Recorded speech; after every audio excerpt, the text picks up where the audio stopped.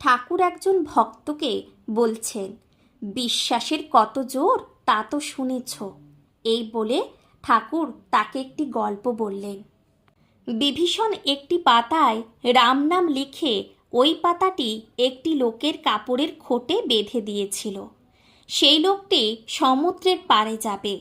বিভীষণ তাকে বললে, তোমার ভয় নাই, তুমি বিশ্বাসের জোরে জলের ওপর দিয়ে চলে যাও, কিন্তু দেখবে যেই অবিশ্বাস করবে অমনি জলে ডুবে যাবে। লোকটি বেশ সমুদ্রের ওপর দিয়ে চলে যাচ্ছিল। এমন সময়ে তার ভারী ইচ্ছা হলো যে কাপড়ের খোটে কি বাঁধা আছে একবার দেখবে। খুলে দেখে যে কেবল রাম নাম লেখা রয়েছে। তখন সে ভাবলে, এ কি, শুধু রাম নাম একটি লেখা রয়েছে। যেই অবিশ্বাস অমনি ডুবে গেল। যার ঈশ্বরে